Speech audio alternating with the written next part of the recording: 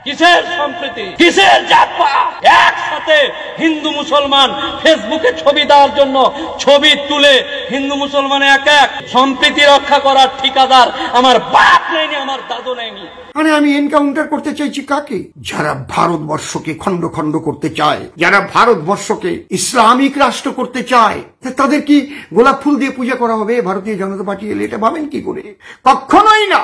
আর ওদের উদ্দেশ্য, ওরাই হবে বাংলার চিফ মিনিস্টার। মাননীয় মুখ্যমন্ত্রীকে আমি বলবো, বারবার বলছি, আপনি লক্ষ্য দিন তারা উস্কানিমূলক কথা বলছে। আপনি কি লক্ষ্য দেবেন? আপনি তো সবচাইতে উস্কানি বেশি দেন না? আজকে যদি আপনারা এই বক্তব্যগুলো শুনে, আজকে যদি মোথাবাড়ি দেখে, আজকে যদি বাংলাদেশ দেখে আপনাদের শিক্ষা না হয়, তাহলে আমার মতো অসীম সরকার, আমি বহুবার বলেছি, শুধু আমার দোষ ধরেছেন আপনারা, মুসলমানদের চাইতে বেশি দোষ ধরেছে আরো আমাদের মধ্যে কতগুলো শয়তান বজ্জাত যারা গরু খেকো হিন্দু আছে, সেইগুলো তারা বেশি করে আমার দোষ ধরে, আমাকে কত রকম কত কিছু বলে। কিন্তু রেহাই তুমি পাবে না বন্ধু।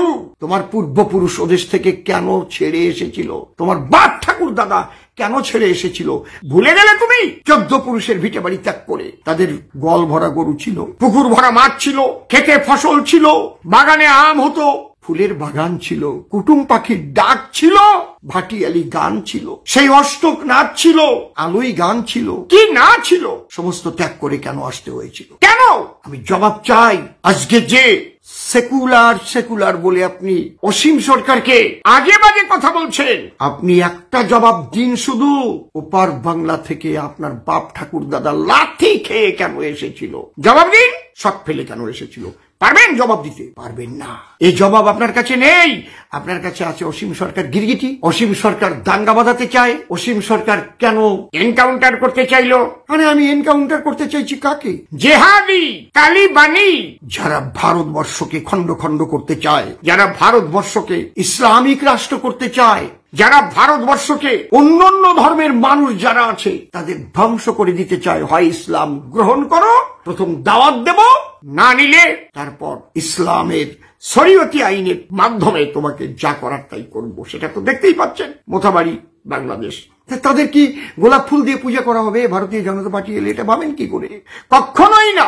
মনে রাখবেন যে কাজী নজরুল ইসলাম এখন আর নেই, এটা আপনাকে মনে রাখতে হবে। সেদিনের সেই অবিভক্ত ভারতের যে মানুষগুলো, সে মুসলমান ভাইগুলো, হিন্দু মুসলমান একসঙ্গে, যারা ব্রিটিশকে তাড়াবার জন্য জীবন দিয়েছিলেন, জেল খেটেছিলেন, তখন ছিল এক পরিবেশ, সেটা হয়ে গেছে একদম শেষ। মাননীয় মুখ্যমন্ত্রীকে আমি বলবো, বারবার বলছি, আপনি লক্ষ্য দিন তারা উস্কানিমূলক কথা বলছে। আপনি কি লক্ষ্য দেবেন? আপনি তো সবচাইতে উস্কানি বেশি দেন না? রামনবমী আসছে, সবাইকে প্রাক রামনবমীর শ্রদ্ধা জ্ঞাপন করি। আপনারা হুঁশিয়ার থাকবেন, এই সব উকিল মুক্তার ব্যারিস্টার উপর দিয়ে ওদের যেন সবাই সিস্টার, আর ওদের উদ্দেশ্য ওরাই হবে বাংলার চিফ মিনিস্টার। এটা খেয়াল রাখবেন। ঐক্যবদ্ধ হয়ে অন্যায়ের বিরুদ্ধে লড়াইয়ের জন্য তৈরি থাকুন। হরিবল হরি।